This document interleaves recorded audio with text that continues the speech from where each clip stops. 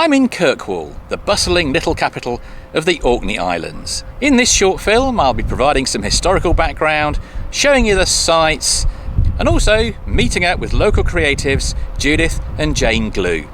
So come on the journey.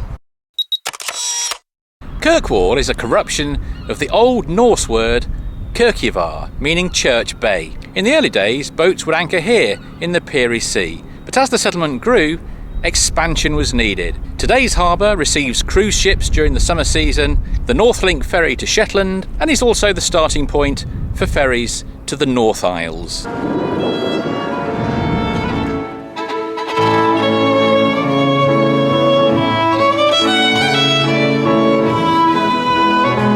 Dating from the 12th century, Kirkwall's St Magnus Cathedral is a true Viking masterpiece. Built from red Orcadian sandstone, it bears many similarities with Nidaros Cathedral in Trondheim, Norway.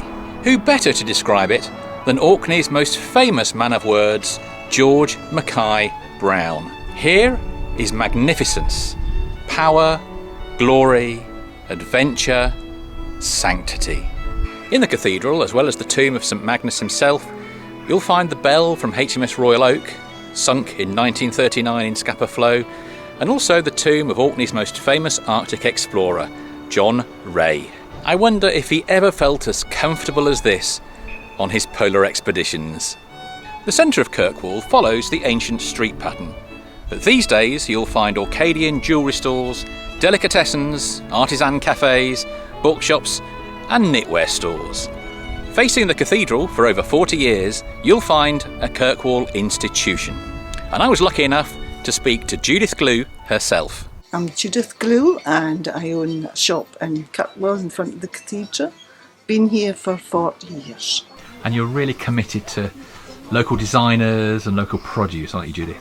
Yeah, the whole ethos of the whole business is, to involve as many, the people in the creative industries as possible. And then we make our own knitwear, we design our own knitwear, and we support lots of local food producers too, and also have a cafe. And you own the storehouse. Tell me, what's the ethos behind the storehouse? But it's a really interesting building, a fantastic building, an ex-herring factory.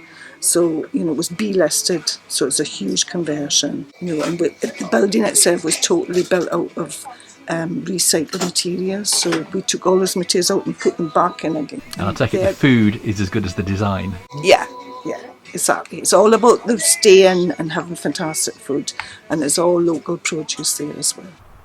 I was also very fortunate to meet Judith's twin sister, probably Orkney's most well-known contemporary artist, Jane Glue.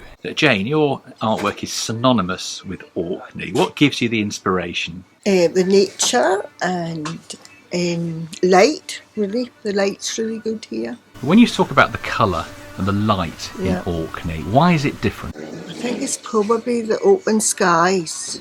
I mean, we do get bad weather, but when it's beautiful, you get this changing light from one part of the island to the other. You can get 4 different weathers. And I started doing just watercolours, but doing them quite colourful way. But now I'm using acrylics in stronger colours. It's nearly 35 years now since I started. You just have to do it.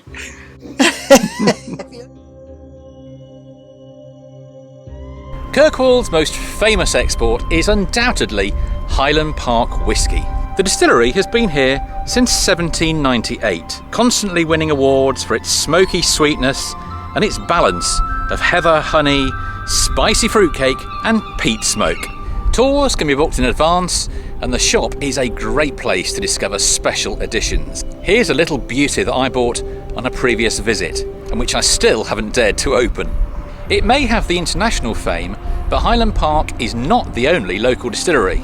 Just a mile away is the Scapa Distillery, one of the last remaining manually operated distilleries in Scotland, producing an artisan single malt, which I also highly recommend. And finally, for lovers of gin, here in Kirkwall, the Orkney Distillery produces the delicious Kirkjavar gin. Opposite the cathedral, and dating from the same period, you'll find the ruins of the Bishop's Palace. And the larger pile of ruins adjacent to that is the 17th century Earl's Palace. This was the palace of Earl Patrick Stewart. Now, he didn't have much time to enjoy this palace before he was beheaded, but don't feel too much sympathy for the Earl.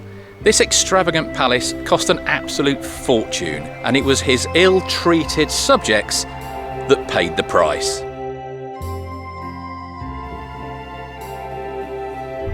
The best place to learn about the history of these islands is in the Orkney Museum. It's opposite the cathedral in the 16th century Tankernes house. The displays take you through the Neolithic period, the Viking period, and all the way up to the present day. So that's Kirkwall in a nutshell. Stay tuned for more travel films and make sure to press subscribe.